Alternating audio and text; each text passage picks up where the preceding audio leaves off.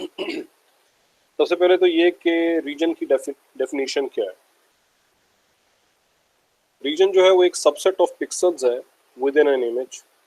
Like suppose मेरे पास अगर ये कोई एक इमेज है और इसके अंदर कुछ इस किस्म की शेप है तो ये एक रीजन है, ये एक और रीजन है, ये भी कोई रीजन हो सकता है। तो एक कलेक्शन ऑफ पिक्सल्स है, एक सबसेट ऑफ पिक्सल्स है विद इन एन इमेज जिसको हम रीजन बोलते हैं।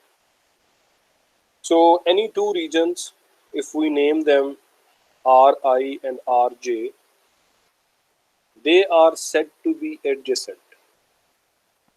बिल्कुल उसी तरह जिस तरह हम पिक्सल्स के बारे में बात करते हैं that they are adjacent, regions can be adjacent as well if their union forms a connected set. अगर दोनों regions को हम मिला लें और वो connected हों, आपस में connected set बन जाए, तो वो regions आपस में adjacent कहलाएंगे। जिस तरह अभी जो एग्जांपल आपको मैंने ये अभी डायग्राम बना के दी हुई है, इसके अंदर सारे के सारे डिसजॉइंट हैं, कोई भी एक दूसरे से कनेक्टेड नहीं है। लेकिन अगर ये सिचुएशन हो जाए तो यहाँ पे ये दोनों रीजन्स जो हैं ये आपस में कनेक्टेड हैं, एडजेसेंट हैं एक दूसरे के। अब एडजेसेंसी की अगर हम बात करें तो एडजेसेंसी हमने 3 तरह की पढ़ी थी, जिसमें 4 एडजेसेंसी थी, 8 एडजेसेंसी थी और m एडजेसेंसी थी।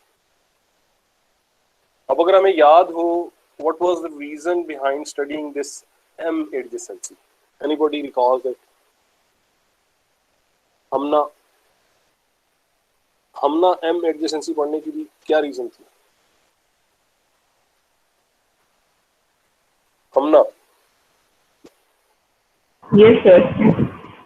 बेटा m adjacency की क्या रीजन थी? सर मैं लास्ट लेक्चर अभी नहीं किया, लास्ट लेक्चर में मैं अभी देख लूँ। Bilal Farid, Bilal Farid, sorry sir recall नहीं हो रहा। फैजान, सर आवाज आ रही है? जी बेटा आ रही है। सर मेरे ख्याल से मल्टीपल पाथ्स को अवॉइड करने के लिए। एग्जैक्टली, मल्टीपल पाथ्स को अवॉइड करने के लिए हमने m adjacency पढ़ी थी। सो मल्टीपल पाथ्स की जो सेंस बनती है वो लाइंस में बनती है, रीजन्स में मल्टीपल पाथ की सेंस नहीं बनती। इसलिए once we are discussing regions we consider 4 and 8 adjacency only once we are referring to regions. So this is the basic reason why m adjacency is not considered for regions. Suppose we have these two regions, इनको मैं box से बना देता हूँ to further differentiate between them, मैं इनके लिए block बना देता हूँ। फर्स्ट करते हैं दो regions and we have named them as Ri and Rj. Now these two regions can be adjacent if there are pixels in both regions and those pixels are adjacent. So the first question comes कि वो कौन से pixel हैं जिनको हम देखना चाहते हैं। Like suppose we have this 1 as similarity. So that means we are talking about a 1 from Ri and a 1 from Rj to be adjacent. Adjacency में पहली है जनाब 4 adjacency. Can anyone tell me if Ri and Rj are 4 adjacent? Afan. Sorry sir, आप question repeat कर सकते हैं? जी मेरा question ये बेटा कि क्या Ri और Rj आपस में 4 एडजेसेंट हैं जबकि सिमिलरिटी क्राइटेरिया 1 है? सर मैं देख रहा हूँ।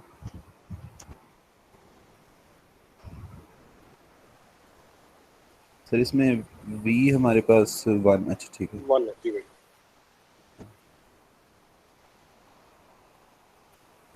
so is there any 1 in Ri which is 4 adjacent to a 1 in Rj?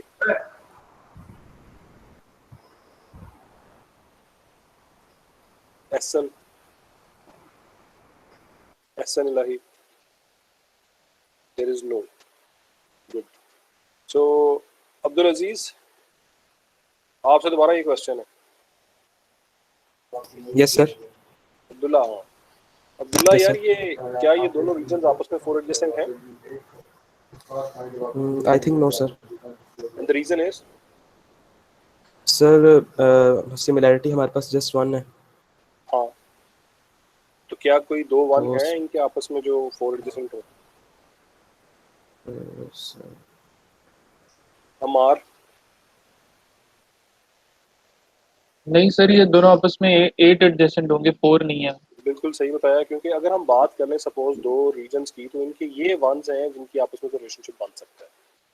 अब इन दोनों वंस का अगर हम देखें तो ये 4 एडजेसेंट नहीं है, लिहाजा आर आई और आर जे रीजन्स जो हैं वो आपस में 4 एडजेसेंट नहीं है। हाँ अगर हम बात करें 8 एडजेसेंसी की, then Ri and Rj are 8 adjacent based on these two ones which I have circled. अगर मैं अपना क्राइटेरिया V सिमिलैरिटी का चेंज करके 0 1 कर दूं, और अब मैं ये क्वेश्चन अबू बकर से करूं, अबू बकर क्या Ri और Rj 4 एडजेसेंट हैं? सर काइंडली क्वेश्चन रिपीट कीजिएगा जरा। बेटा क्या Ri और Rj 4 एडजेसेंट हैं अगर V 0 1 हो तो? सर हाँ जी है सर। किन, और रीजन क्या है बेटा? सर उनके नेबर्स में हमने देखे सिमिलरिटीज जो आ रही हैं, मतलब बिल्कुल चारों साइड्स। बिल्कुल सही है। तो मेरे पास तकरीबन कोई 3 पेयर्स ऐसे बनते हैं जो 4 एडजेसेंट है। एक ये पेयर बनता है, एक ये पेयर बनता है और एक ये पेयर बनता है। क्योंकि सिमिलैरिटी हमने चेंज करके 0 1 कर दी है, उसके अकॉर्डिंगली ये सारे के सारे पेयर जो हैं वो 4 एडजेसेंट बनते हैं, जिसकी वजह से आर आई और आर जे जो है वो 4 एडजेसेंट है। और वी 0 1 होने पर क्या इनकी आपस में 8 एडजेसेंसी एग्जिस्ट करती है? The answer is again yes, because 8 adjacency में भी चाहे ये पेयर हो, चाहे ये पेयर हो, चाहे ये पेयर हो, चाहे ये पेयर हो, ये सारे के सारे एग्जिस्ट करते हैं।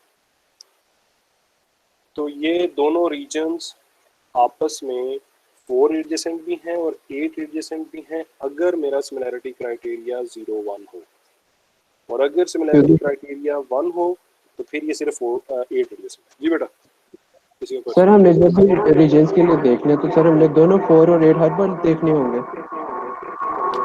डिपेंड्स ना, जिस तरह हमने पिक्सल्स में, नॉर्मल पिक्सल्स में भी बात की थी, तो नॉर्मल पिक्सल्स के अंदर भी हम डिफाइन कर लेते थे कि हम कौन सी एडजेसेंसी देख रहे हैं। तो अगर हम 4 एडजेसेंसी देख रहे हैं तो उसके मुताबिक हमें आंसर देना है, और फिर सिमिलैरिटी ऑफ कोर्स में मैटर करती है कि सिमिलैरिटी में आपने लिखा क्या हुआ है। नॉर्मली बाय डिफ़ॉल्ट जो हमारे ऐसे इमेजेस होते हैं जो कि बाइनरी इमेजेस हैं, और उनके अंदर सपोज ये सारे के सारे रीजन जो है ये 0 है और सिर्फ यहाँ पे कहीं पे 1 लिखा हुआ है, तो आप हमेशा ऑब्जेक्ट जो है वो वंस को कहेंगे ना, जो वाइट दिखता होगा आप कहेंगे कि ये एक ऑब्जेक्ट है। तो आप सिमिलैरिटी भी जो है इस रीजन की, अगर ऑफ कोर्स यहाँ पे कहीं भी और भी एक रीजन लाई करता हो, तो आप सिमिलैरिटी तो वंस की आपस में करेंगे ना, तो वी ऑटोमेटिकली 1 ही कंसिडर होगा ऐसे केस में। Okay sir. और अगर मैं इसको खुद से 0 1 करके समझाने की गर्ज से करूँ तो फिर ये सारे के सारे कॉम्बिनेशन बनते हैं। फिर हर सूरत जो है वो दोनों रीजन आपस में 4 एडजेसेंट भी है और 8 एडजेसेंट भी है। ठीक है जी, किसी को कोई कंफ्यूजन हो तो मुझसे भी पूछ सकते हैं। Okay, then comes our topic which is boundaries, जिसको हम बॉर्डर भी कह देते हैं, कॉन्टूर भी कह देते हैं। कोई मुझे एक टेक्निकल डेफिनेशन दे सकता है? चूँकि हम पढ़ चुके हैं पिक्सल्स भी पढ़ चुके हैं कि पिक्सल क्या होता है, हम ये भी पढ़ चुके हैं कनेक्टिविटी क्या होती है, तो क्या कोई मुझे इनकी बेस के ऊपर कोई ऐसी डेफिनेशन दे सकता है कि बाउंड्री की डेफिनेशन क्या हो? अली अशरफ मुझे कोई डेफिनेशन दे दे बाउंड्री की। जी सर जी, सर क्वेश्चन रिपीट कर दें। बाउंड्री की definition in terms of sir boundary के पिक्सल। मैट्रिक्स के जो, जी बेटा, सर जो मैट्रिक्स के आउटर जितने भी इसके कोऑर्डिनेट्स होते हैं सर, उनको बाउंड्री कहते हैं। ठीक है। अगर सपोज मेरे पास ये एक इमेज है और इसके अंदर इतना पोर्शन जो है वो वाइट है, बाकी सारा ब्लैक है, तो आपने ये बोला कि दोबारा बोल देना। सर जो एरिया इसको कवर कर रहा है ना, इस रीजन को, वो उसकी बाउंड्री होगा, बाहर वाला जो, यानी कि जो वाइट है ना, इसके अलावा जो ब्लैक होगा जो इसको सराउंड कर रहा है। ठीक है, इस अली ने थोड़ा बहुत बताया तो सही है, लेकिन अली सुहेब मैंने ये कहा था कि पिक्सल्स और उनकी कनेक्टिविटी को यूज करते हुए डेफिनेशन बनानी है। अली सुहेब, अरकम जी, अली सुहेब आप बता दो। अली सुहेब सर नहीं आता। नहीं आता। अरकम आप बताओ। अच्छा सर, इस वक्त दो पॉइंट्स आ रहे हैं मेरे जहन में कि सर जहाँ पर बाउंड्री आपकी शुरू या फिर एंड हो रही होगी ना सर, वहाँ वहाँ पर पिक्सल की वैल्यू सेम होगी, मतलब सेम पॉइंट से जहाँ से हो रही शुरू वो वाली वैल्यू पिक्सल की, और जहाँ पर एंड हो रही है सर वो वाली सेम होगी। अच्छा, बता तो भी ठीक है यार, लेकिन जो मैंने कहा है ना हाफिज शहजाद, मैंने तो बेसिकली ये कहा है कि मुझे डेफिनेशन चाहिए in terms of pixel and connectivity. Hafiz Shahzad,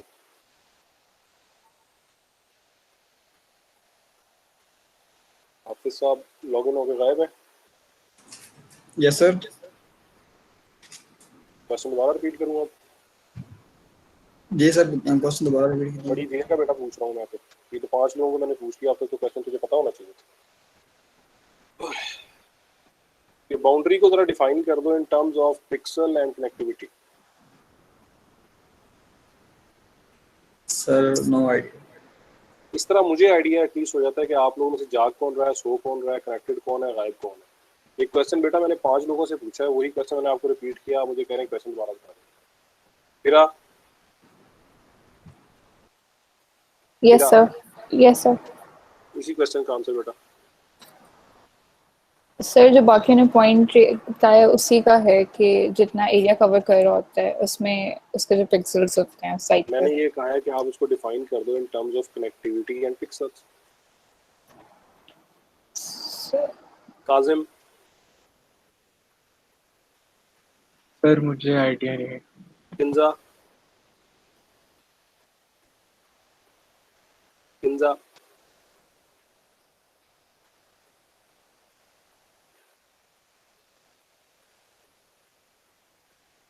जी किंजा आपसे क्वेश्चन है। मरियम,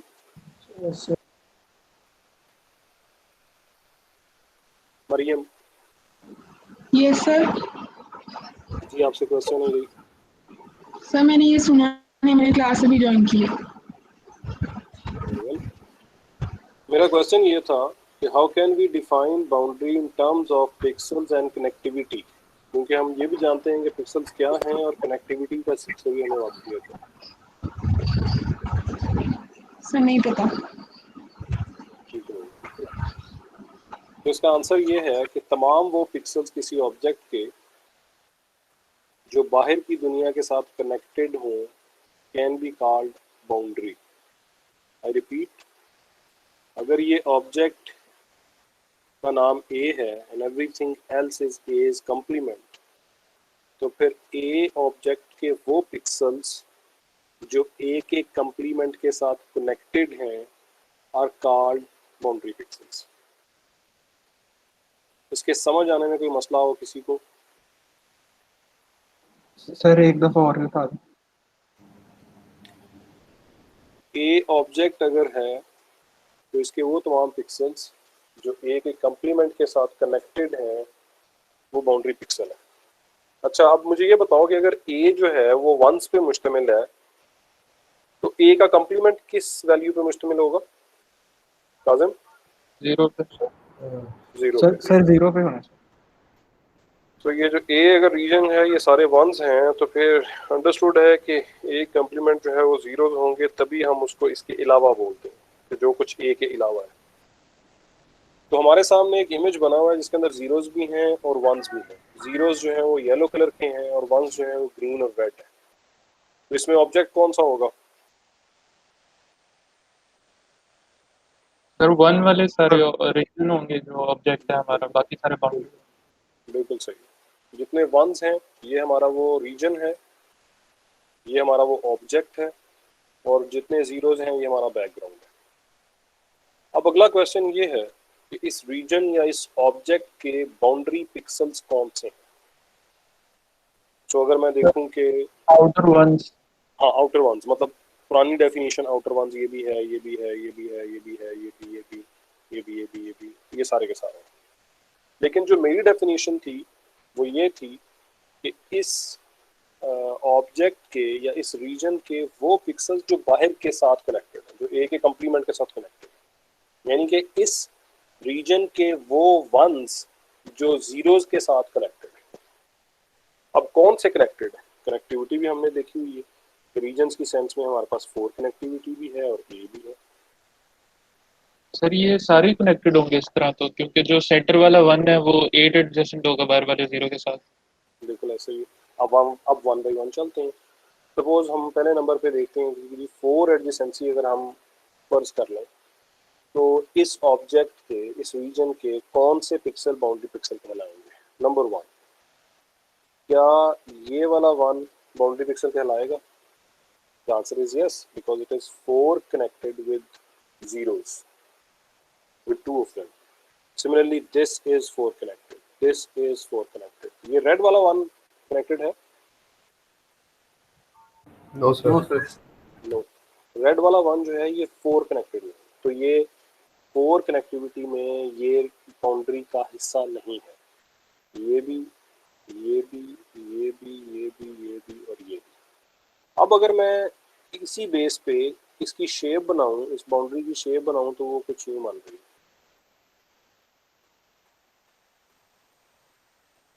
अब अगर मैं बाउंड्री को दोबारा से रीडिस्कवर करूं बेस्ड ऑन 8 एडजेसेंसी,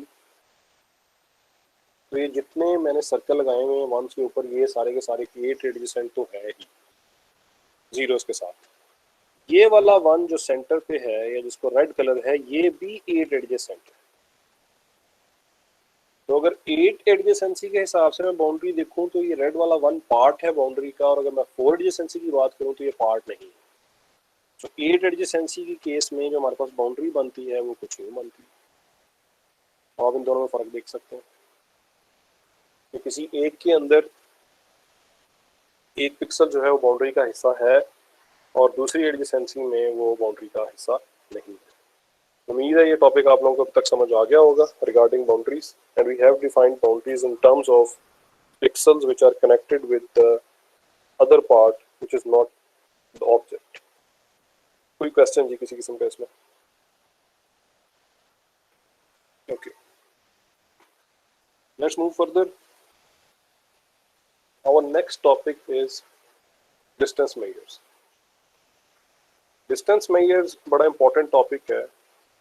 इस term में that distance metrics can be used as the most simplest classifier to classify an object. इस पे मैं बाद में जिक्र करता हूँ कि ये क्या होता है, classifier क्या होता है, इसका क्या काम होता है।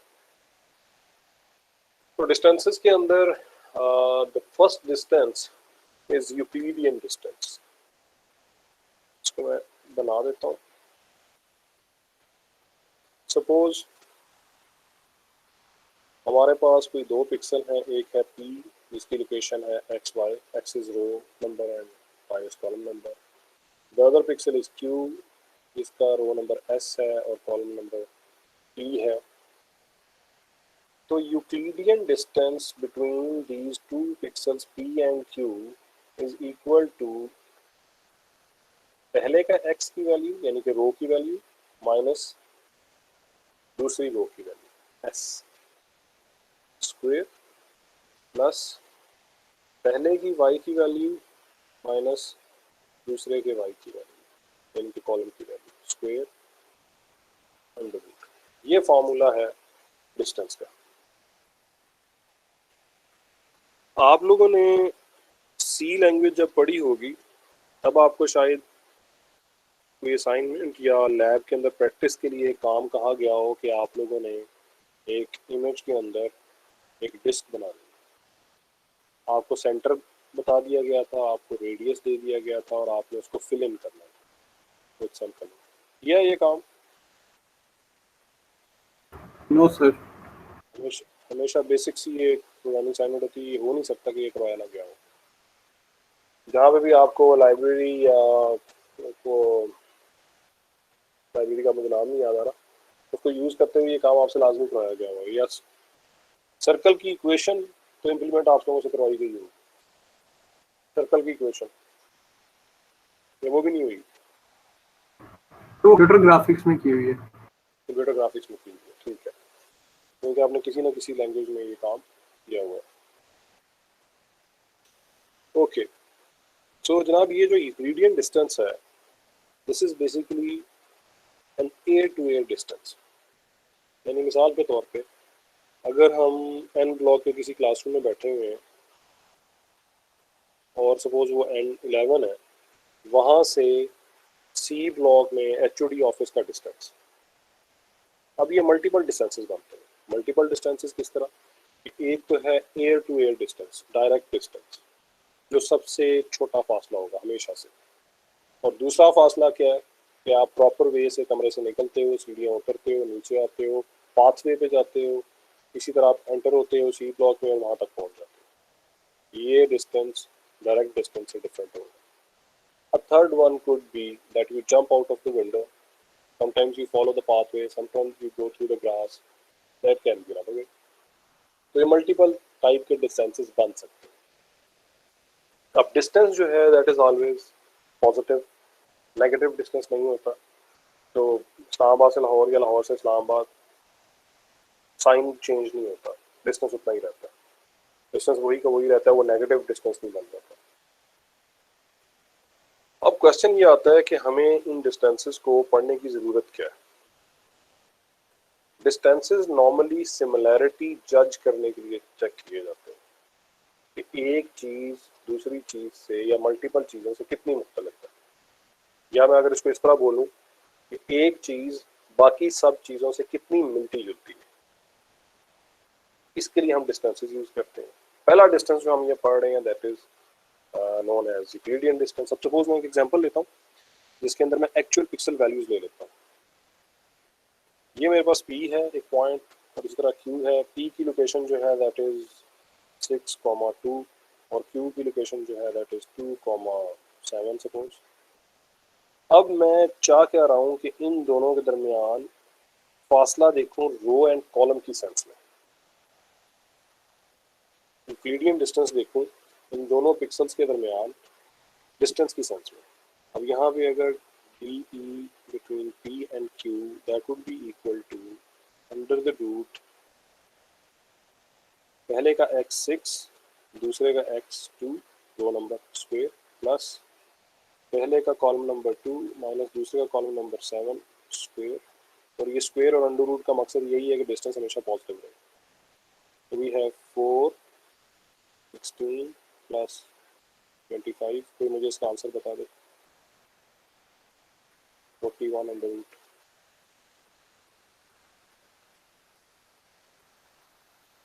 जी इसका क्या आंसर बता दो। सर ये 6 पॉइंट समथिंग आएगा। अगर ये आप कैलकुलेटर पे करो तो एग्जैक्ट सर ये 6.403। 6.403। So this is the distance between the location of P and location of Q. ये डिस्टेंस मैंने निकाला, यूक्लिडियन डिस्टेंस निकाला between the locations, but that doesn't mean कि डिस्टेंसेस जो हैं वो हमेशा लोकेशंस के दरमियान होते हैं। लाइक मैंने बात की सिमिलैरिटी की, तो सिमिलैरिटी में ये भी चेक कर सकता हूँ कि इसका ग्रे लेवल और उसके ग्रे लेवल में कितना फ़र्क है। अब ग्रे लेवल जो है वो तो 2 डायमेंशनल चीज़ नहीं है, जिस तरह लोकेशन 2 डायमेंशनल है, इसकी रो नंबर भी है, कॉलम नंबर भी है। ग्रे लेवल तो 2 डायमेंशनल नहीं हो सकता। लाइक फॉर एग्जांपल मुझे कोई एक एग्जांपल ये मिलती है कि जो P पिक्सल है इसकी वैल्यू है सपोज 10 और Q की वैल्यू है 30। तो अब मैंने डिस्टेंस निकालना है between P and Q in terms of grey levels. तो ग्रे लेवल्स में फिर क्या होगा, 10 माइनस 30 स्क्वायर, आंसर इज 20। तो ये इनकी जनाब वैल्यूज के दरमियान डिस्टेंस हो गया।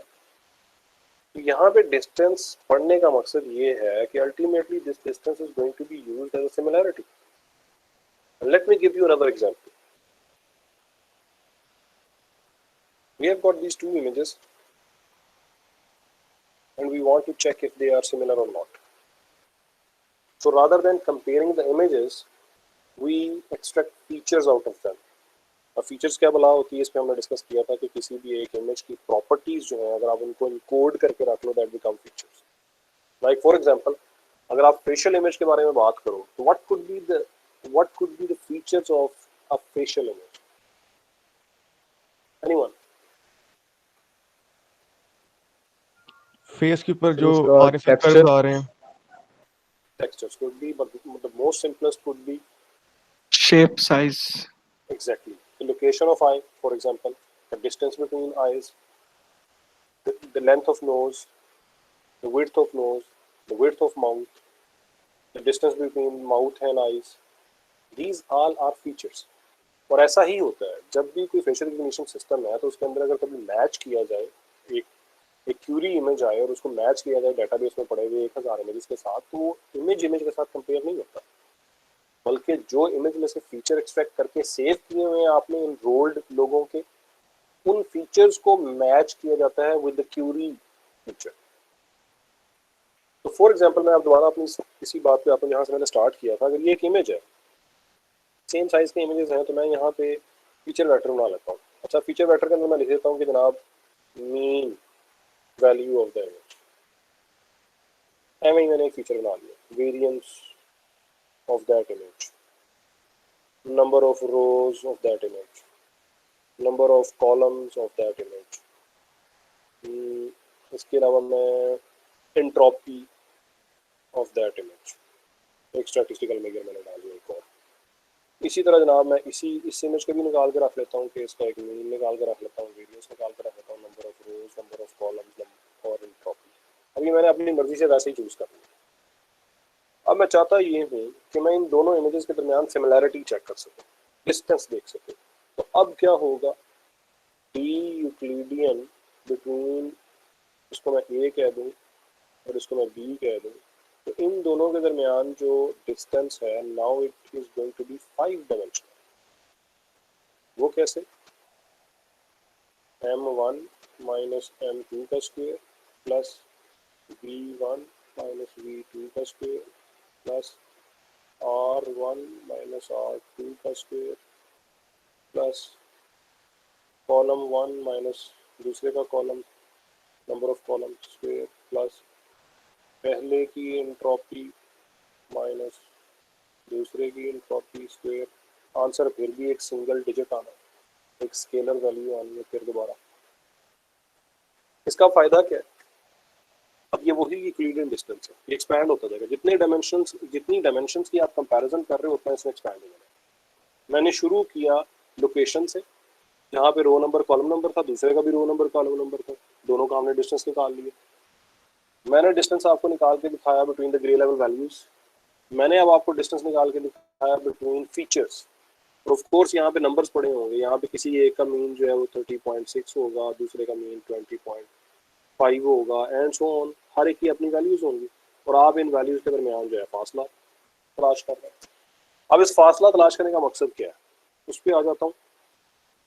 आपके पास एक फेशियल रिकग्निशन सिस्टम है जिसमें डेटाबेस के अंदर यूनिवर्सिटी में इनरोल्ड 1000 लोगों के फीचर्स पड़े हुए हैं.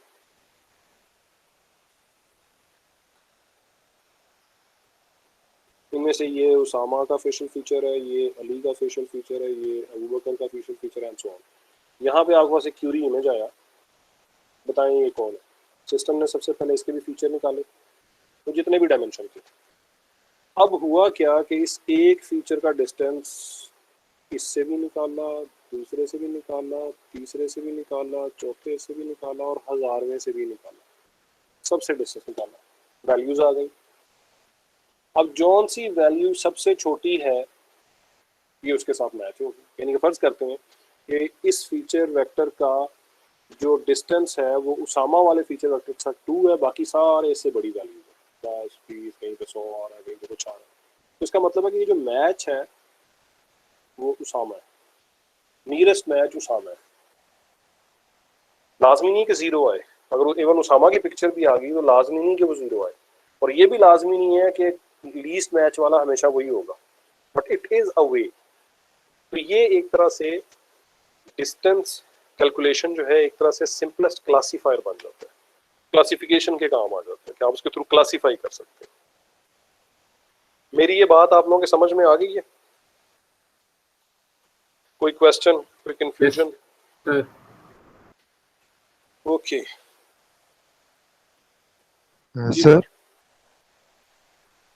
सर बाकी तो समझ आ गया, लेकिन सर हमने मशीन लर्निंग में पढ़ा था कि मतलब ऐसे के जैसे अब दो इमेजेस जो हमारे पास हैं, एक जो अभी है और एक जो हमने पहले जिसके फीचर्स निकाल के रखे हैं, तो सर वो तो मॉडल के अंदर नहीं पड़ी होती हैं, मतलब वो डेटाबेस में से बार बार क्यूरी होती है, वो तो मॉडल के अंदर मेन मेमोरी में नहीं पड़ी होती। देखो, अब जो क्लासिफायर है ना, मैंने ये बात कही कि डिस्टेंस कैलकुलेशन एक सिंपलेस्ट क्लासिफायर है। अब that doesn't mean this is the only classifier. Classifier के अंदर आप एसवीएम क्लासिफायर भी हो सकते हैं, आपका जो है वो बेसियन क्लासिफायर हो सकता है, आपके मॉडल्स हो सकते हैं न्यूरल नेटवर्क के जो खुद से क्लासिफायर के तौर पर काम करते हैं।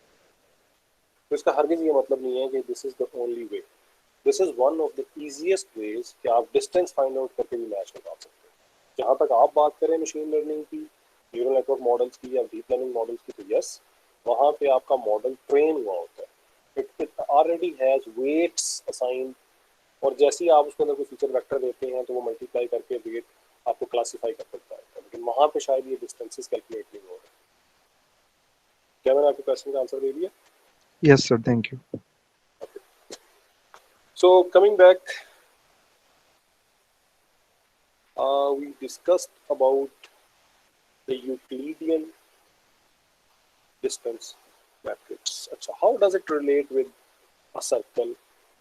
वो क्या साइंस थी जो मैंने कहा था कि आपने ये काम किया हुआ है by making a disk, तो उस पर हम जरा डिस्कशन कर लेते हैं। और ये अब आपको टू डू भी मैं दे रहा हूँ, वरना मैं आपको जो दूसरा रिकॉर्डेड लेक्चर है वो आप लोगों ने उसको सुन लेना है। उसमें एक टू डू की एक्सरसाइज मैंने दी हुई है, रिकॉर्ड करवाई हुई है। वो टू डू की एक्सरसाइज जो है वो बहुत ज़रूरी है सबके लिए कि वो करें।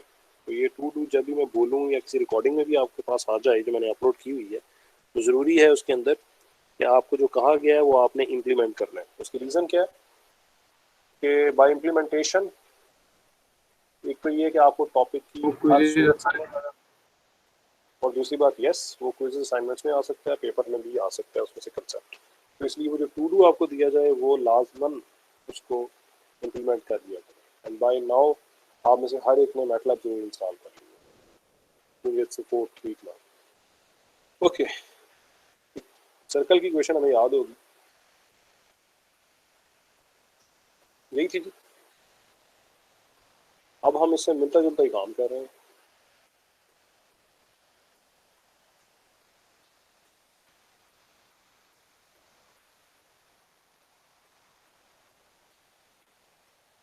सर्कल इक्वेशन ही बना रहे हैं। अब कोई हमें कहे कि यार ये किस तरह हो सकता है, अब ये चीज़ आपने जहन में रखनी है। मैं आपको इसका एक पूरा सूडो कोड या ऑलमोस्ट मैटलैब का कोड यहाँ पे लिख के वो समझा दूँगा और आपने जाके उसको दोबारा से इम्प्लीमेंट करना। तो सबसे पहले हम एक इमेज बना लेते हैं, a is equal to zeros और साइज 100,100। इस कमांड से क्या होगा, एक वेरिएबल बन जाएगा a, जिसकी 100 रोज होंगी, 100 कॉलम्स होंगे और उन तमाम के ऊपर जीरोस पड़े होंगे। नेक्स्ट हम क्या करते हैं, हम सेंटर डिफाइन कर लेते हैं। मैं कहता हूँ cx और cy, क्योंकि सेंटर जब मैं बोलूँगा तो वो दो लोकेशन होंगी, एक एक्स एक्सिस की लोकेशन होगी, एक वाई एक्सिस की होगी। मैं बोलता हूँ कि ये 50 है और ये भी 50। और चौथी चीज़ मेरे पास हो जाएगी जनाब डिस्टेंस, उसमें रेडियस बोल दूँ, या डिस्टेंस बोल, मैं कहता हूँ जी 20। अब इसके बाद काम क्या रह गया, दो फॉर लूप्स होंगी। अब मैटलैब में फॉर लूप लिखना बड़ा आसान है। आई जिसकी वैल्यू 1 हो, 1 के इंक्रीमेंट से 100 तक चले, जे जिसकी वैल्यू 1 हो, 1 से लेकर 100 तक चले। 100 क्यों? क्योंकि मैं इमेज के हर हिस्से पे जाना चाहता हूँ और मैं ये जानना चाहता हूँ कि मैं जिस जिस पिक्सल पे जा रहा हूँ क्या वो पिक्सल डिस्क के अंदर लाई करता है। अगर वो डिस्क के अंदर लाई करता है तो उसको वाइट कर दो, अदरवाइज उसको ब्लैक रहने दो। ये मैंने काम करना है। तो अगर का मतलब हो गया इफ पिक्सल डिस्क के अंदर लाई करता है, पिक्सल डिस्क के अंदर लाई करते का मतलब ये हो गया आपके यूक्लिडियन की पूरी इक्वेशन यहाँ पे आ गई। यूक्लिडियन की इक्वेशन कैसे कि जनाब जो आपका सी एक्स है माइनस जो आपकी रो नंबर है स्क्वायर प्लस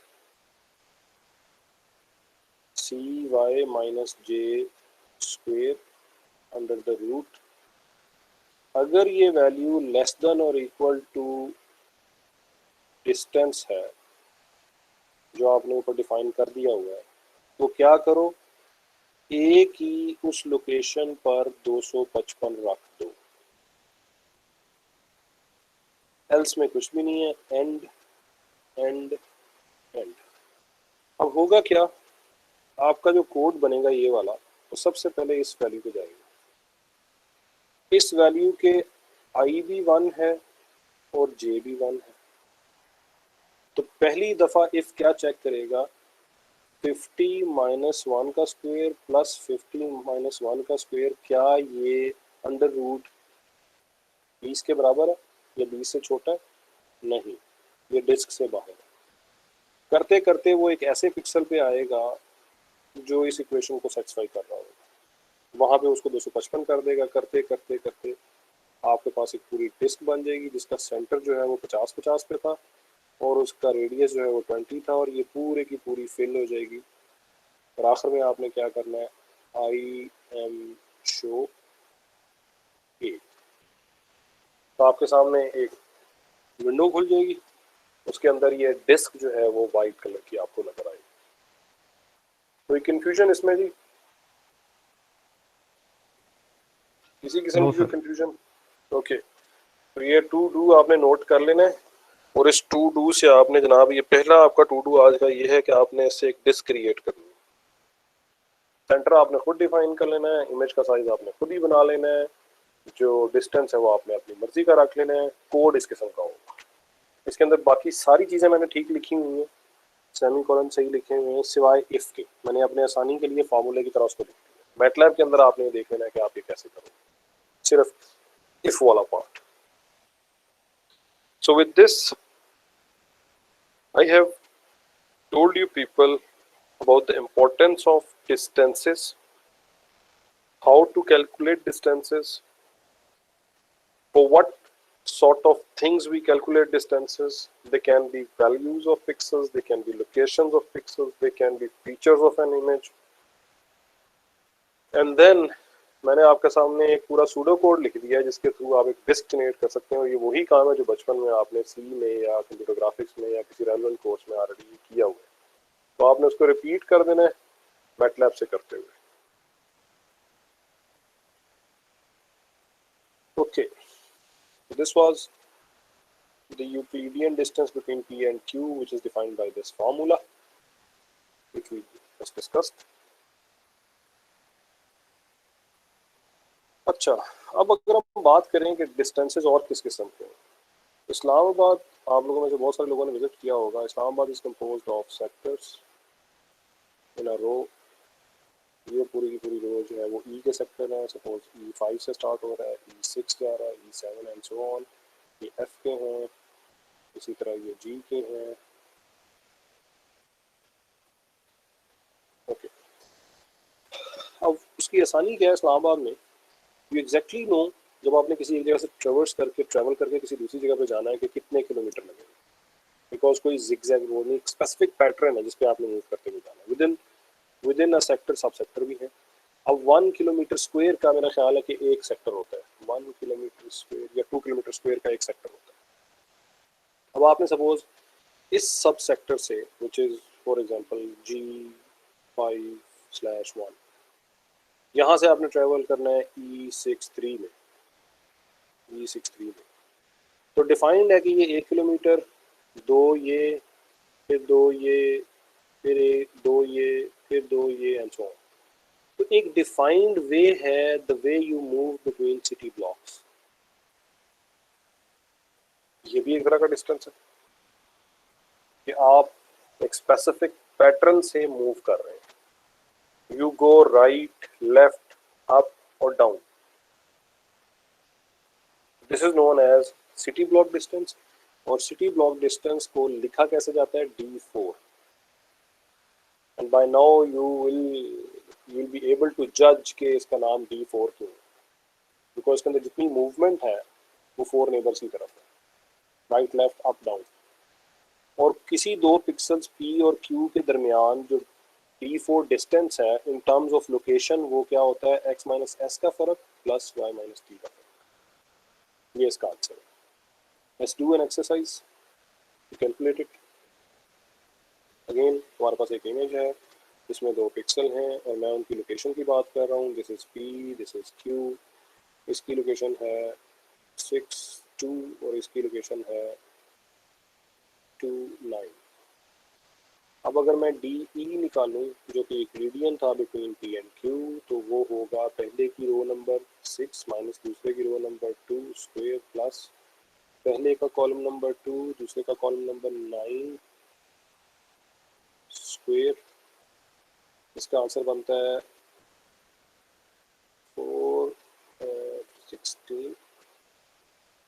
16 प्लस 49 कितना बनेगा भाई? अंडर रूट क्या बनेगा यार?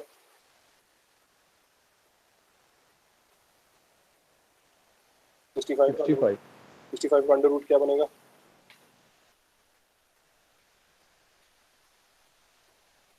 सर 8.06 बिल्कुल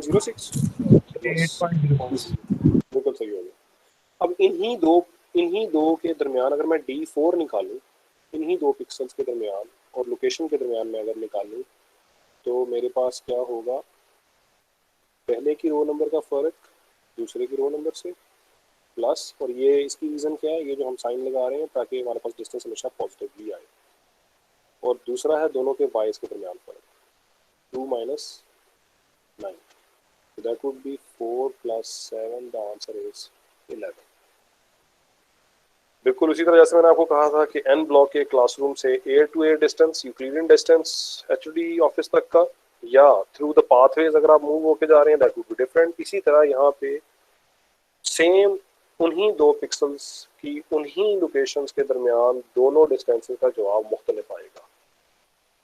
तो ये जो अभी हमने कैलकुलेट किया this is known as P4 distance, या इसको हम सिटी ब्लॉक डिस्टेंस कहते हैं।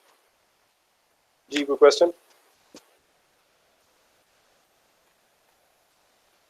ओके, तो जिस तरह यूक्लिडियन डिस्टेंस की इक्वेशन इंप्लीमेंट करके आप लोग एक डिस्क बना सकते हैं, वैसे ही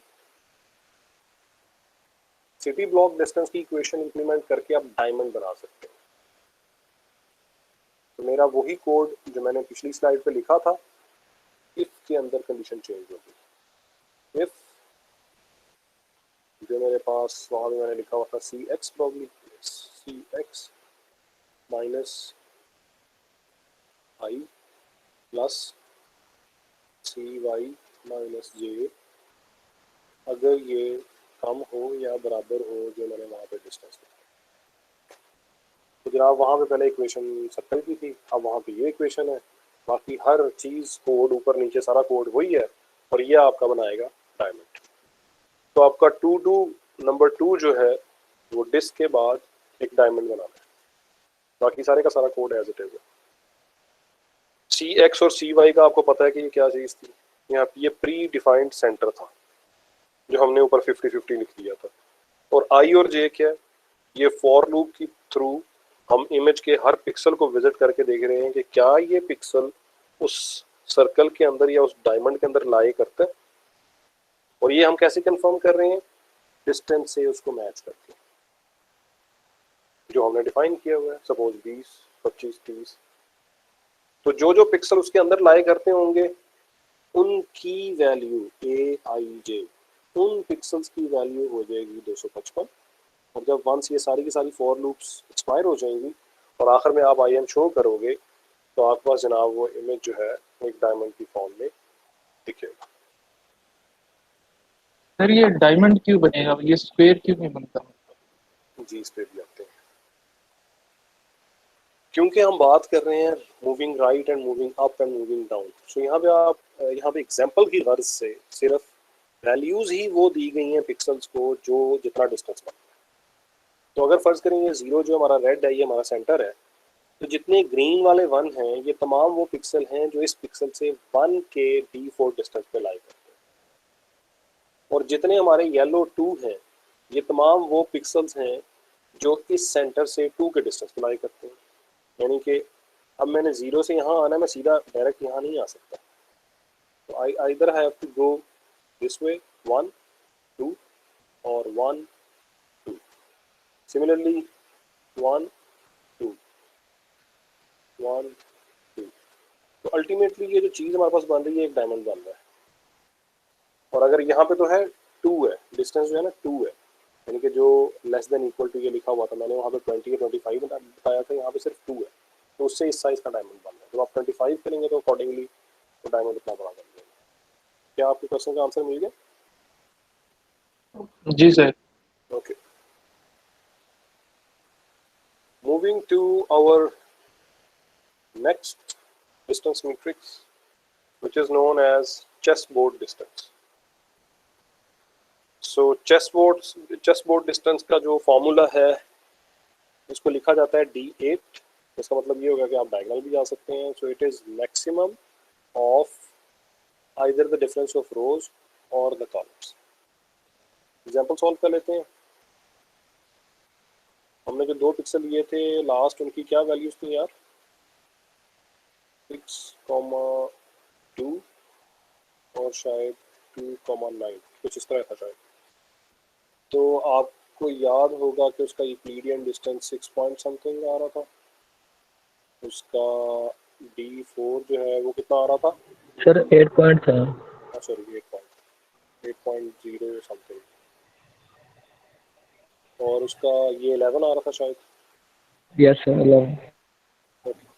अब हम देखते हैं कि जी D8 क्या बनता है, P और Q का D8। तो it is the maximum amount x axis का x एक्सिस से फर्क, कॉमा y एक्सिस का y एक्सिस से फर्क। तो इसका आंसर यहाँ पे आ रहा है जनाब 7।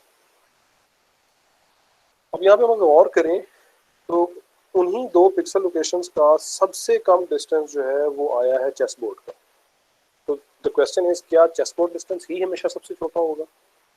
The answer is no. किसी एग्जांपल में हो सकता है कि ये कम आ जाए, but in most of the cases Euclidean distance जो A to A डिस्टेंस है वही हमेशा सबसे कम होता है in most of the cases. But yes, कुछ केसेस में आपको नजर आएगा कि आपका जो चेसबोर्ड डिस्टेंस है वो कम है as compared to Euclidean distance है।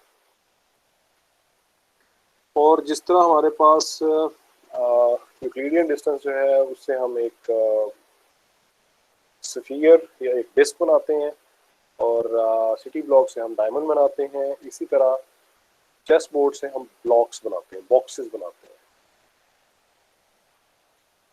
और इसके अंदर आपके पास जो यहाँ पे क्या कहते हैं 0, अगर सेंटर वाला पिक्सल है आपका, तो ग्रीन वाले तमाम 1 पिक्सल्स वो पिक्सल हैं जो इससे 1 चेसबोर्ड डिस्टेंस पे लाई करते हैं। सिमिलरली 2 ऐसे तमाम पिक्सल हैं जो इससे 2 चेसबोर्ड डिस्टेंस पे लाई करते हैं। और जब बात आएगी इसकी इम्प्लीमेंटेशन की, तो उसी तरह ऊपर वाला कोड मैंने ओमिट कर दिया, फॉर और इफ़ से पहले मैं काम क्या करूँगा, इफ़ से पहले मैं किसी एक वेरिएबल के अंदर स्मॉल, जिसका नाम मैं रखता हूँ स्मॉल नंबर, इसके अंदर मैं लिख लेता हूँ ये कि जी मैक्स ऑफ जो 2 वैल्यू है वो इसमें चले जाए, और यहाँ पे मैं सिंपल लिख दूंगा कि if small is less than equal to जो मेरा डिस्टेंस। बाकी सारे का सारा कोड वही रहेगा, और इस दफ़ा जब मैं IM शो करूँगा तो मेरे सामने उस साइज़ के बॉक्सेस बने। तो इसके साथ ही आप लोगों के 3 टू डूज जो मैंने कहे हैं वो हो गए। वो तीनों टू डूज आपने जो है वो मुकम्मल करने, ये याद से कर लेने, क्योंकि अब तो काफ़ी क्लासेस हो चुकी हैं, तो किसी भी क्लास में किसी भी दिन किसी भी टाइम पे क्विज हो सकता है। तो फिलहाल हम ये काम करते हैं। जी बेटा, एक बार रिपीट कर दें टू डूज का। जी बेटा, ये फिलहाल ये 3 टू डू हो गए आज के। पहले मैंने पिछले लेक्चर में भी दिए होंगे, आपको याद होंगे। Yes sir. तो वो भी कर लें। अच्छा, अब आप जो है यहाँ पे अपनी अटेंडेंस लिख दो। चैट बॉक्स के अंदर।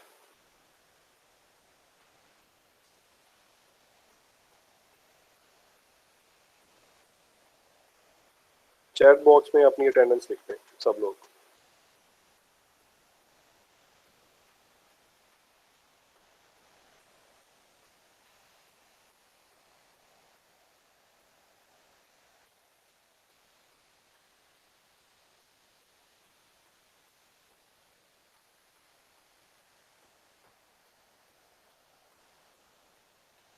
Okay, so we are done with attendance.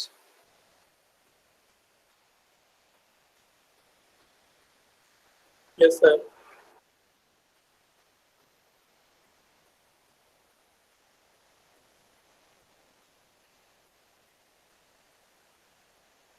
Okay जी, तो ये 3 टू डू हो गए जो आप कर लेंगे। सर इसके जो क्वेश्चंस होंगे वो अगर फॉर एग्जांपल इस तरह करके आएंगे कि आप हमें कोई डिस्टेंस देंगे, हम फाइंड करेंगे। अभी जो आप जो शेप्स कह रहे हैं वो तो हम इम्प्लीमेंट करेंगे तो शेप्स उधर बनेंगी ना जी। तो बाकी जो क्वेश्चंस पेपर में इसके आ सकते हैं वो इस तरह आ सकते हैं कि मतलब फार्मूला से हमने डिस्टेंसेस फाइंड करने हैं या कुछ मतलब कोई स्टेटमेंट भी हो सकता है इस तरह की। इस कोर्स के बारे में मैं तुझे एक अच्छा हिंट दूं, वो ये है कि हर टॉपिक को सिर्फ समझना है, वो कैसे आएगा ये गर्ज नहीं है। Okay sir. अगर मैं ये कहूंगा कि वो कैसे आएगा तो फिर आप सिर्फ उस कैसे को रटा लगाओगे, ताकि जब वैसे वो आए तो आप उसको कर दो। जी सर। इस कोर्स का जो पॉइंट है ना वो यही है that you learn why we are reading a topic, उसको समझ लो, वो कहाँ पे यूज होता है ये चीज समझ लो, उसको अप्लाई कर लो, दैट्स इट। उसके बाद चाहे मैं उसको दाईं तरफ से कान को पकड़ूं बाईं तरफ से पकड़ूं, आप हर दफा उसका आंसर बिल्कुल सही दोगे, because you actually know the reason why we study this topic. Okay sir. ठीक है, तो जो क्वेश्चन जो भी होगा वो कंसेप्चुअल नेचर का भी हो सकता है, वो सॉल्व करने के लिए भी हो सकता है। तो जब तक यू आर कॉन्फिडेंट कि आपको इस टॉपिक की समझ आ गई, ये क्यों हम पढ़ रहे हैं इसकी समझ आ गई, आपने इसको टू डू इम्प्लीमेंट करके देख लिया, you are doing the best thing. और उसके बाद आपको कोई नंबर लेने से नहीं रोक सकता। ठीक है, so this is an example which is shown on the screen, a comparison of Euclidean distance with city block distance with chessboard distance, और उसके अंदर हमें वो सर्कल्स, वो डायमंड्स और वो बॉक्सेस जो हैं वो नज़र आ रहे हैं। अब ये आप जब टू डू कर लोगे तो you will be in a better position कि आप इस सारी बात को मज़ीद समझ सको। वापस आते हैं ऐसी स्लाइड पे जहाँ पे उनके फार्मूलाज ज़्यादा बेहतर लिखे हुए हैं।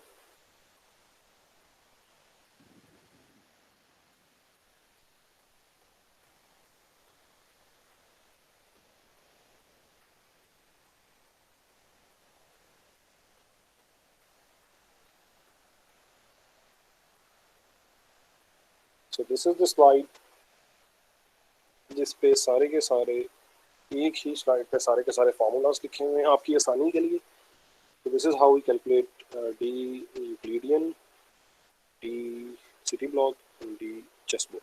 एंड बाय द वे यहाँ पे इन तीनों इक्वेशंस में किस चीज़ के दरमियान डिस्टेंस कैलकुलेट हो रहा है फैजान? Yes sir. इन तीनों इक्वेशंस में किस चीज़ के दरमियान डिस्टेंस कैलकुलेट हो रहा है? सर पिक्सेल्स के दरमियान तो बेटा pixels is a big thing, 2 points of pixels. लेकिन बेटा किस चीज़ का डिस्टेंस है ये? वैल्यू का?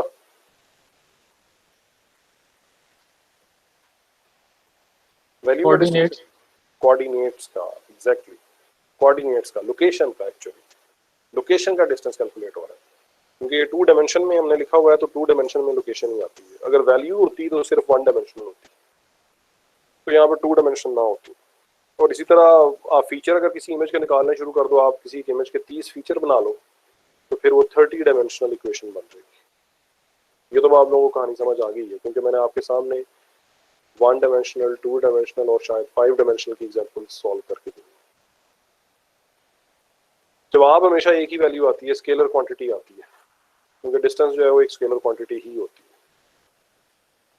ओके, इसके बाद मेरा ख्याल है मैं आप लोगों को कुछ मैटलैब पे ले आता हूँ। मैटलैब के अंदर कुछ इक्वेशन, कुछ क्वेश्चंस, कुछ चीज़ें रन करके दिखा देता हूँ। इसके लिए मुझे स्विच करना पड़ेगा। मीनवाइल आप मुझसे क्वेश्चन पूछ सकते हो, कोई क्वेश्चन है तो।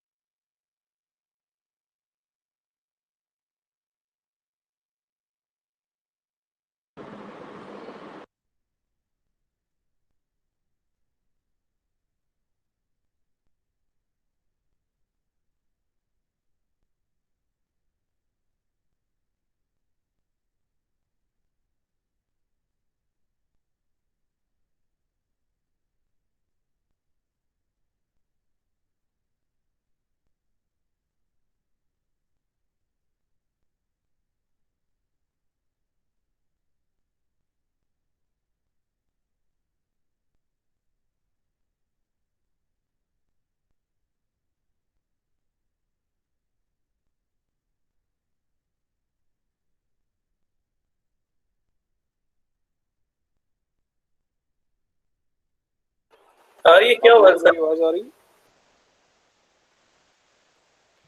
जी सर आ रही है। सॉरी, एक इशू बन गया था दरमियान में। तो हम बात कर रहे थे, मैं दूसरी तरफ से भी कनेक्ट हो जाऊँ। हम लोगों ने इंट्रोडक्टरी सेक्शन के अंदर बात की थी कि इमेज प्रोसेसिंग जो है वो बेसिकली दो डोमेन्स में होती है। One of them is special domain and the other one is frequency domain. तो मुझे बता सकते हैं इन दोनों में फ़र्क क्या था जब डिस्कस हुआ था?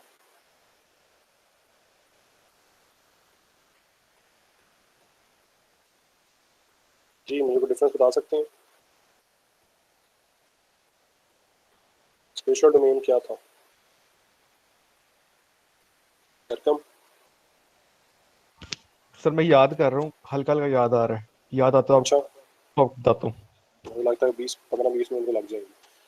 चल ठीक है यार, ना बता। स्पेशल डोमेन बेसिकली जब भी हम सर इमेज को डिस्कस करते हैं in terms of X and Y location, जब भी हम पिक्सल लोकेशन, पिक्सल वैल्यू की सेंस में बात करते हैं, देन वी आर डिस्कसिंग और describing that image in spatial domain. जी बेटा, किसी का कोई क्वेश्चन था?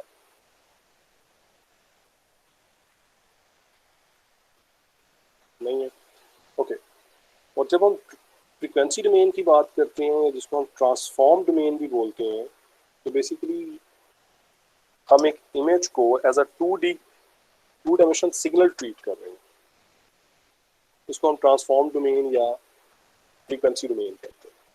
तो जितनी बातें इमेज की मैंने अब तक आपके साथ सारी की सारी की थी वो स्पेशल डोमेन है। फ्रीक्वेंसी डोमेन में जब आप इमेज को ले जाते हैं अगर उसको आप डिस्प्ले करें तो all you can see about an image is about it's frequency components. आपको कुछ पता नहीं लगता कि एक्चुअल इमेज के अंदर कंटेंट क्या है। All you see are different frequency components. और इसको आप करके भी देख सकते हैं। मैं यहाँ पे आपको कुछ बता भी देता हूँ, कमांड्स भी बता देता हूँ। आप किसी भी एक इमेज को रीड इन करें स्पेशल डोमेन में। नंबर 1, स्पेशल डोमेन में रीड इन करने के बाद आप उसको फ्रीक्वेंसी डोमेन में ले जा सकते हैं by using the function fft2। अगर सपोज वो इमेज जिसको आपने रीड किया था उसका नाम ए था, आप उसको ए में ले जाएं और ये असाइन कर दें किसी नए वेरिएबल बी को, तो ये आपका चला जाएगा फ्रीक्वेंसी डोमेन में। अब इसको आप शो करके देख सकते हैं, सॉरी IM शो करके इसको देख सकते हैं कि ये कैसा दिखता है। इसका कोई ताल्लुक नहीं होगा एक्चुअल इमेज के कंटेंट्स के साथ, क्योंकि इसमें सिर्फ फ्रीक्वेंसी की आपको डिटेल्स नजर आ रही है। Once you have transformed that image into frequency domain, you do some operation. बहुत सारे ऐसे image processing operations हैं that they are performed in frequency domain. Once you have done that, you bring it back into spatial domain by using inverse of Fourier transform to on that B. You can name it again into A. अब दोबारा आपके पास image जो है वो special domain में आ गया। अब अगर आप उस इमेज को IM शो करेंगे तो आप देख सकते हैं कि उसका कंटेंट क्या है। Having said this, मैं यहाँ से मूव करके मैटलैब पे जाता हूँ।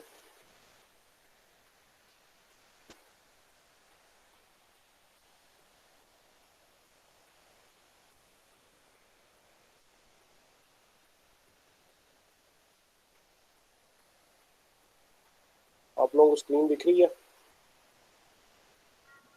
Yes sir. ओके, सो इस वक्त ये मैटलैब का लेआउट है जो मेरे सामने है। लेफ्ट साइड पे करंट फोल्डर के कंटेंट है, जो भी मेरा करंट फोल्डर होगा उसके कंटेंट है। और करंट फोल्डर की पूरा पाथ जो है ये ऊपर शो हो रहा है जहाँ पे इसको मैंने अभी सिलेक्ट किया है और ये ब्लू हो गया। ये आपका कमांड प्रॉम्प्ट है जो मैंने पहले भी एक दफ़ा पिछले लेक्चर में भी दिखाया था, जहाँ पे आप अपने कमांड्स टाइप करते हैं। राइट साइड पे ये आपकी वर्क स्पेस है। इस वर्क स्पेस के अंदर आपको तमाम वो वेरिएबल नज़र आते हैं जो आप तक बना चुके हैं, और ये आपकी कमांड हिस्ट्री है जो भी कमांड्स आपने यूज़ की। तो स्टार्ट से स्टार्ट करने के लिए मैं पहले सारा इसको क्लियर ऑल कर देता हूँ, जिससे मेरे सारे के सारे वेरिएबल्स डिलीट हो जाएंगे। इसके बाद आप लोगों को मैंने ऑलरेडी uint 8 और डबल का डिफरेंस समझा दिया था। मैंने आपको वेरिएबल डिक्लेयर करने का, सेमीकोलन डालने ना डालने का नुकसान, इसके अलावा इमेज रीड करने का मैंने आप लोगों को बता दिया था। इमेज रीड करने का ओके, आज वो कर लेते हैं। आपको मैंने मल्टी डायमेंशनल एरेज क्रिएट करने का बता दिया था। ये सारा कुछ हो गया था, मल्टीप्लिकेशन करके हमने देखी थी। तो आज हम एक काम करते हैं कि हम एक इमेज रीड कर लेते हैं। सपोज एक वेरिएबल आसानी की गर्ज से मैंने इसका नाम ए डाल दिया है, अदरवाइज तो ये होना चाहिए एक प्रॉपर नाम जिससे मुझे समझ आए कि इस वेरिएबल का मकसद क्या है। तो जो कमांड है दैट इज़ IM रीड, और इसके अंदर डबल कॉलम्स में आपने फाइल का नाम लिख देना है अगर वो आपकी करंट डायरेक्टरी में मौजूद है, और अगर वो आपकी करंट डायरेक्टरी में मौजूद नहीं है तो यहाँ पे तो पूरा पाथ लिखना है कि वो इमेज कहाँ पे पड़ा है। तो चूँकि यहाँ पे मेरी करंट डायरेक्टरी में काफ़ी सारे इमेजेस पड़े हुए हैं, तो इनमें से मैं फर्स्ट इमेज को लिख देता हूँ, उसका नाम 1.jpg। अब अगर मैं ये सेमीकोलन हटा के एंटर प्रेस करूँगा तो वो सारे के सारे कंटेंट उस इमेज के यहीं पे प्रिंट कर। तो सेमीकोलन जो है बेसिकली वो आउटपुट को सप्रेस करने के लिए लिखा जाता है। यहाँ पे मैंने यही गलती की थी कि सेमीकोलन हटा दिया, जिसकी वजह से पूरे के पूरे इमेज की जो प्रिंट है वो यहाँ पे आ गया। अब मैं इसको सेमीकोलन डाल के लिख देता हूँ।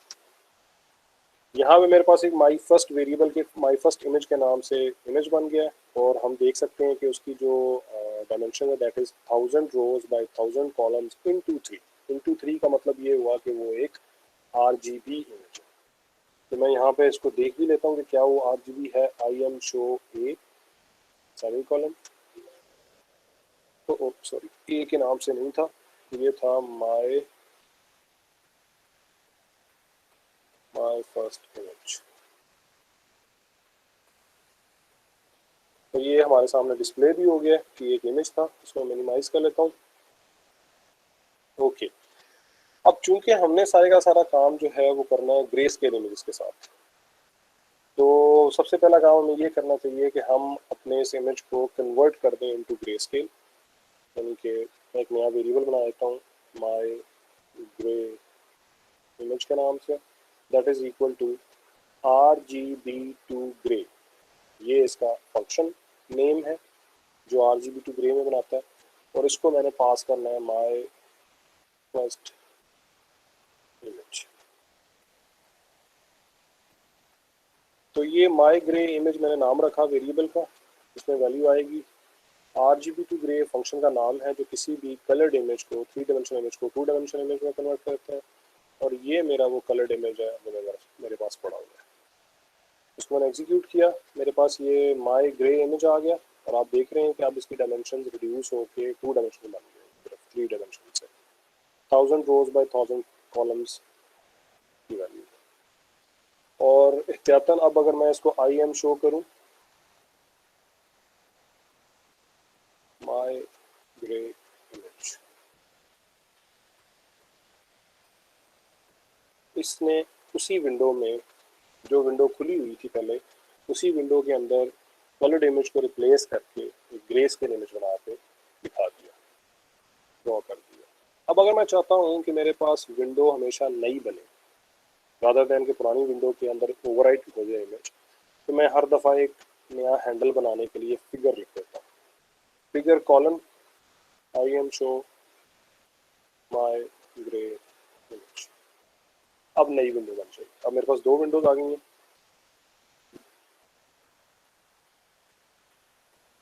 क्योंकि मैंने फिगर का एक हैंडल कॉल किया था। तो ये एक अच्छी प्रैक्टिस होती है कि आप हर दफ़ा IM शो करने से पहले एक फिगर का हैंडल लिखें। So this is how we read an image, how we convert it into a grey image. इस पे आपने प्रैक्टिस कर लेनी है जो मैंने आपको बताई है। ओके, जो ये फर्स्ट टू डू है आपका, इसका मैंने कोड एक कुछ लिखा था प्रीवियस क्लास के अंदर, मैं आपको वही दिखा देता हूँ और ये भी बता देता हूँ कि कैसे काम किया गया।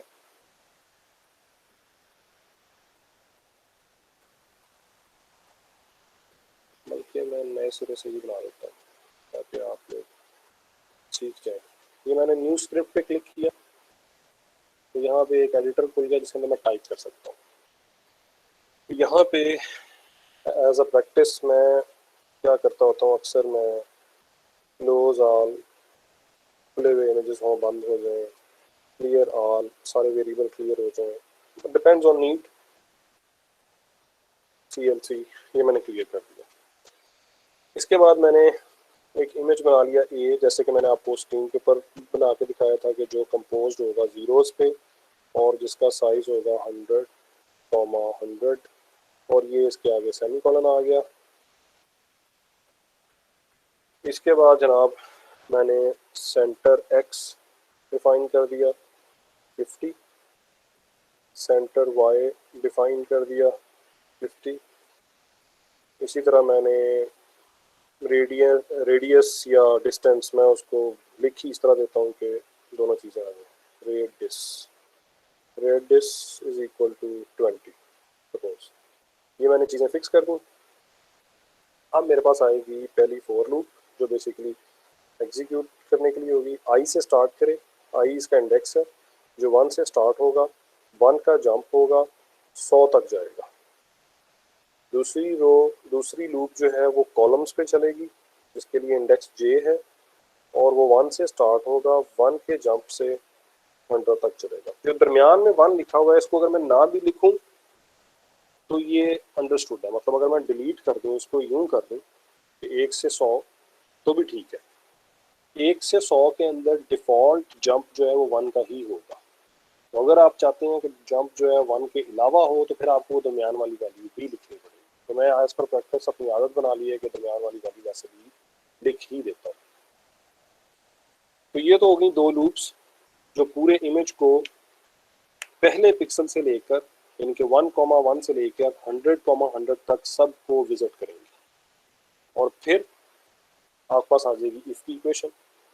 अब इस इफ के अंदर आपने जनाब वो सारा कुछ लिख देना है जो जो आपकी इक्वेशन है। यूक्लिडियन की इक्वेशन फिट इन करेंगे, लिस्ट बनेगी। यहाँ पे आप सिटी ब्लॉक डिस्टेंस फिक्स करेंगे तो आपके पास डायमंड्स बन जाएंगे। आप चेस बोर्ड डिस्टेंस फिट करेंगे तो आपके पास बॉक्सेस बन जाएंगे। मैं वो यहाँ पे नहीं लिख रहा। जब भी ऐसा हो कि वो इक्वेशन सच सेटिस्फाई करे तो एक्चुअल इमेज ए के अंदर उस लोकेशन पर 255 लिख दिया जाए ताकि वो पिक्सल वाइट हो जाए। इसके साथ ही एंड इफ का, एंड फोर का और एंड दूसरे फोर का, ये ऑटोमेटिकली इंडेक्सिंग भी करता है। तो जनाब ये आपका पूरा कोड हो गया सिवाय इस इफ के अंदर जो आपने वो पूरी इक्वेशन लिखनी है। इस इफ के अंदर आपने वो इक्वेशन लिखनी है तीनों मुख्तलिफ टाइम पे जो मैंने आपको बताया। एक चीज और सर, ये जो इफ के ब्लॉक में आपने लिखा हुआ है ए आई कोमा जे लिखा हुआ है आपने, I comma J is equal to 255। जी जी जी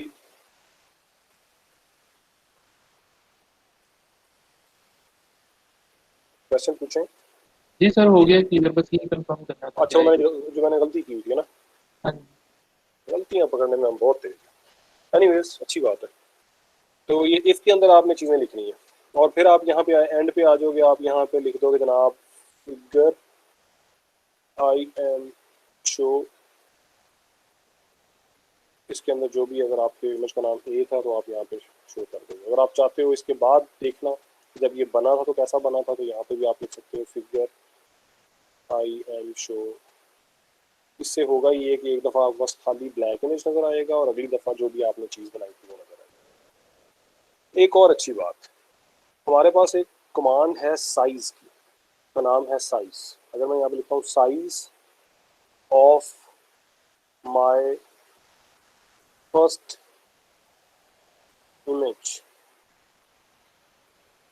तो साइज जो है ये रिटर्न करता है उसका साइज, नंबर ऑफ रोज कितनी है, नंबर ऑफ कॉलम्स कितने हैं, डायमेंशंस कितनी है। और चूंकि मैंने इसको किसी चीज़ को असाइन नहीं किया तो ये जो मेरा वो एक वेरिएबल बनता है, जब मैं कोई भी वेरिएबल बनाऊँ ना, खुद से असाइन ना करूँ, तो ये ANS आंसर के अंदर ऑटोमेटिकली सेव कर देता है। तो इसने ANS के अंदर ये तीनों वैल्यूज डाल दी, 1000 रोज, 1000 कॉलम्स एंड 3 डायमेंशंस।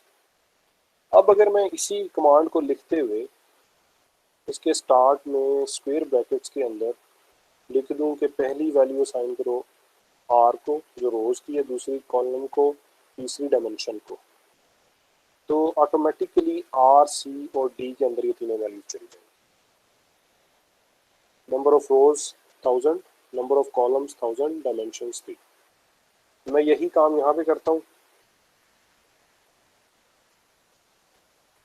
ताकि मैं अपनी कोड को जो है वो खूबसूरत बनाता जाऊँ और सिर्फ उसका कंट्रोल ऊपर ही रखूँ। मैं यहाँ पे कहता हूँ जनाब कि ROWCOL is equal to size of A, और लूप को मैं बजाय हार्ड कोडेड करूँ, लूप को मैं फ्लेक्सिबल करके यहाँ पे लिख दूँ कि ये चलेगा रो तक और ये चलेगा कॉलम तक। तो ये काम भी आप कर सकते हैं।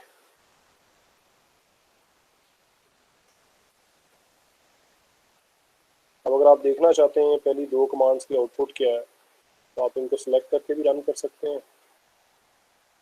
कहाँ आ गया, हाँ, एवेल्युएट सिलेक्शन। तो ये आपका जनाब ब्लैक बॉक्स आ गया।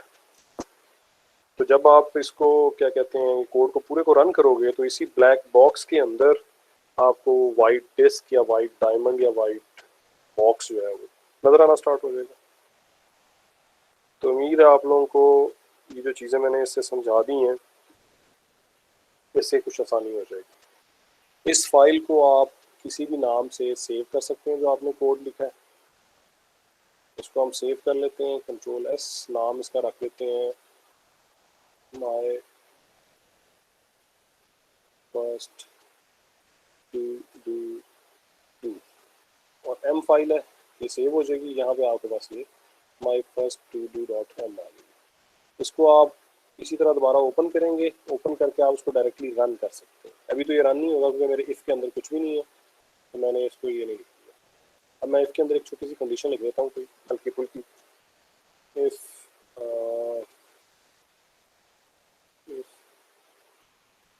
आई इक्वल टू जे, जब भी रो कॉलम के बराबर हो तो उसको 2 5 कर दो। वैसे इससे क्या बनेगा यार, जो मैंने अभी इफ लिखी है इससे होगा क्या,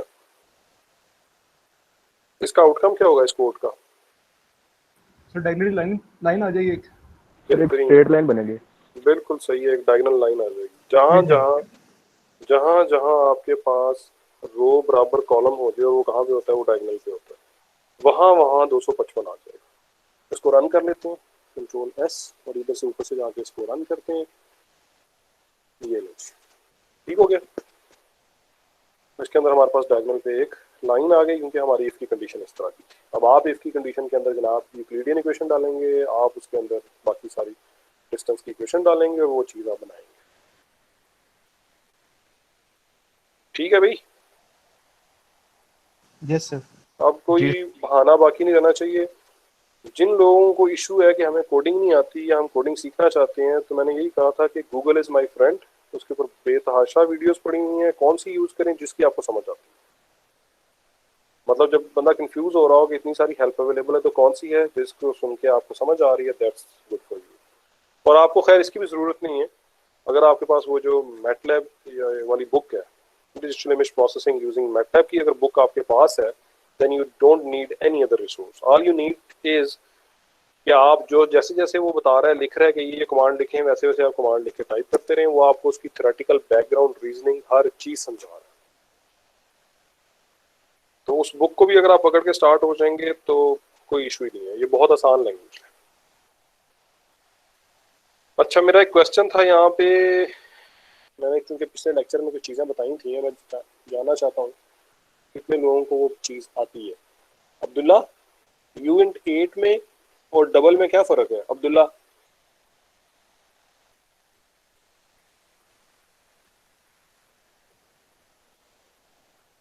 गायब हो गया। अब्दुल रहमान। Yes sir.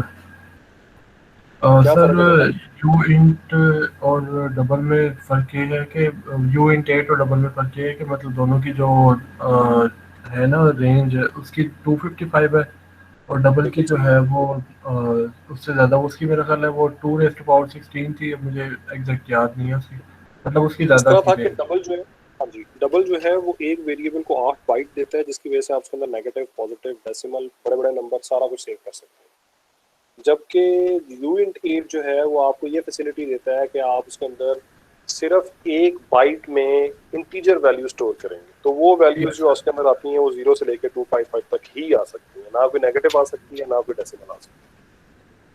ठीक है, तो एक छोटा सा तजर्बा करके देख लेते हैं। यहाँ पे इसको मैं बंद करता हूँ ताकि स्क्रीन बड़ी हो जाए।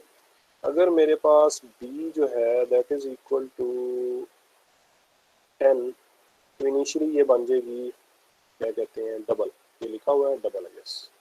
अब मैं इसको कहता हूँ कि b is equal to u in 8 means type casting कर रहा हूँ b की, तो अब मेरे पास ये u इन 8 में आ गया। अब मैं कहता हूँ कि b इज इक्वल टू 10.5, तो फिर दोबारा चूंकि मैंने इसको 10.5 दिया है, तो उसको मजबूरन दोबारा इसको डबल में कन्वर्ट करना पड़ेगा, हालांकि पहले ये u इन 8 हो गया हुआ। तो इसलिए कोशिश आपने करनी है कि जौन सा वेरिएबल जिसके अंदर कोई डिविजन्स, मल्टीप्लिकेशंस आती हों, अव्वल तो वो बाय डिफॉल्ट डबल होगा, वरना आपने ज़रूर गौर कर लेना है कि वो डबल हो। और जहाँ पे आप चाहते हैं कि आपका कोड बड़ा ऑप्टिमाइज्ड हो, मेमोरी कम से कम यूज़ करे, और अगर आपकी कोई चीज़ है जो कि इंटीजर में ही रहनी चाहिए, तो आप उसको एक्सप्लिसिटली जो है यूनिट 8 में कन्वर्ट करके रख लें। और जो मैंने अभी एक कमांड लिखवाई थी, इसके अंदर कमांड्स की पाइपलाइंस भी चलती हैं। अच्छा, पाइपलाइन से मुराद क्या है कि जिस तरह मैंने यहाँ पे कमांड लिखी थी कि आई एम रीड वाली, ये आप इसके ऊपर ही दूसरी कमांड भी अप्लाई कर सकते हैं, RGB to gray। कि आपके एक फंक्शन से जो आउटपुट निकले, आई एम रीड से जो चीज़ आउटपुट निकले, वो RGB to gray को फीड हो जाए। तो इससे आपको होगा क्या कि एक ही कमांड ने आपका इमेज रीड भी किया, उसको ग्रे में कन्वर्ट भी किया, and then you get that image which is in already a gray image. Clear all. अब हमारे पास यहाँ पे जो राइट साइड पे नजर आ रहा है वर्क स्पेस में वो 1000 बाई 1000 का ही नजर आ रहा है, थर्ड डायमेंशन नहीं। अच्छा, और अहम बात, आप चाहते हैं किसी कमांड के बारे में हेल्प, तो type help, if it is ImRead, तो आपको उसकी पूरी डॉक्यूमेंटेशन दे देगा, वो किस किस तरह से फंक्शन यूज होता है, आपको सारी डिटेल्स बता देगा, उसका फॉर्मेट की रीजनिंग बता देगा, आप किस तरह से डिफरेंट वे से उसको कॉल कर सकते हैं, यूं भी कॉल कर सकते हैं, अकेला फाइल नाम दे के भी कर सकते हैं, आप किसी URL से भी कर सकते हैं, या आप किसी रिसोर्स आइडेंटिफायर से भी डाउनलोड कर सकते हैं। ये सब कुछ आपको उसकी हेल्प मिलेगी। आपको किसी चीज़ का नहीं कमांड नहीं समझ आ रही, आपके पास गूगल भी नहीं है, इंटरनेट हो तो आप उसके ऊपर लिख दें कि MATLAB command for saving an image, आपको नहीं समझ आ रही, इंटरनेट नहीं चल रहा, आप यहाँ पे लिखें लुक फॉर सेव इमेज। जैसे ही आप ये लिखेंगे look for save image, look for था, एक सेकंड मुझसे गलती हो गई है कि कमांड का नाम क्या रखा है,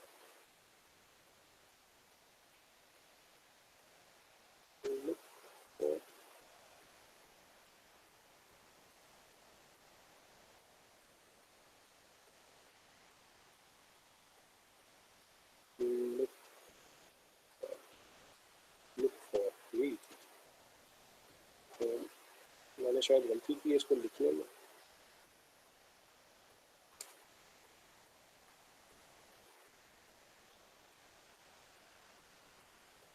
हाँ, अब मैंने सही लिखा, शायद पता नहीं कर मैंने क्या गलती की थी। लुक फॉर लिखेंगे, आगे आप उस कमांड का नाम सेव या ImRead या कुछ भी आप लिख दें, वो उसको सर्च करना शुरू कर देगा और जो कुछ उसके हवाले से उसको मैटलैब में से मिलेगा वो आपको यहाँ पे डिस्प्ले कर देगा। इस वक्त वो सर्चिंग कर रहा है, इसके नीचे जो है इसका स्टेटस वो बिजी आ रहा है। अब वो जितने टूल बॉक्सेस पड़े हुए हैं, जो कुछ है, सारी डॉक्यूमेंटेशन उठा के हर एक के लिंक यहाँ उठाएंगे। मैं इसको दरमियान में किल करता हूँ,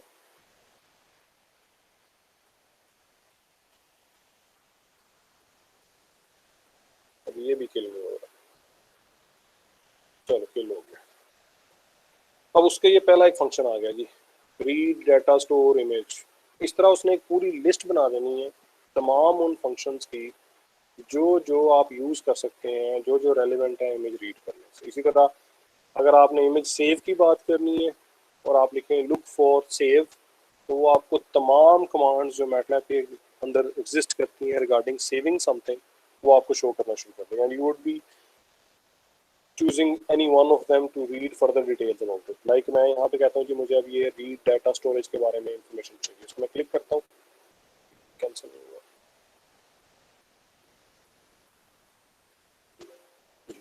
अब कैंसिल हो गया। सो अगर मैं इसकी हेल्प लिखना चाहता हूँ, इसको मैं क्लिक करूँगा, ये शायद मेरे पास इंस्टॉल नहीं है क्योंकि मैंने सारे के सारे टूल बॉक्स इंस्टॉल नहीं किए हुए जब मैंने मैटलैब स्टार्ट की थी।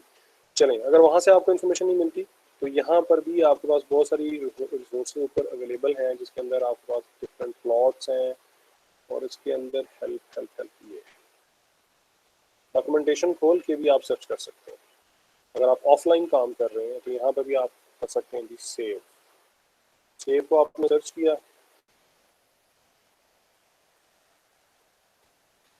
सेव से रेलिवेंट सारी इंफॉर्मेशन आपके पास आ जाएगी कि आप सेव की इस कमांड की बात कर रहे हैं, सेव प्रोजेक्ट की बात कर रहे हैं। अगर मैं सेव कमांड की बात कर रहा हूँ तो मुझे सेव के बारे में जितनी तरह से वो ओवरलोडेड है, तमाम पैरामीटर्स की लिस्ट, हर चीज़ मुझे बता देगा। इसकी पूरी डॉक्यूमेंटेशन है, नीचे सैम्पल कोड भी होता है, इसके अंदर वो कोड के साथ भी आपको बताया था कि अगर सपोज ये नाम है तो इसको मुझे इस तरह सेव करना है, और कोड की भी बहुत सारी इसके अंदर एग्जाम्पल्स आपको मिल जाएंगे। इवन आप इसकी स्क्रिप्ट को ओपन भी कर सकते हैं, आप उसको कॉपी करके ले जा सकते हैं वहाँ पे। तो बहुत इजी टू यूज़ है, चाहे आपके पास इंटरनेट अवेलेबल है नहीं है, if you have installed it तो हर चीज़ आपको यहाँ से ही मिल जाएगी। So with this we end today's lecture. कोई क्वेश्चन है मुझसे तो भी आप पूछ सकते हैं। सर एक प्रोजेक्ट से रिलेटेड ही क्वेश्चन है। एक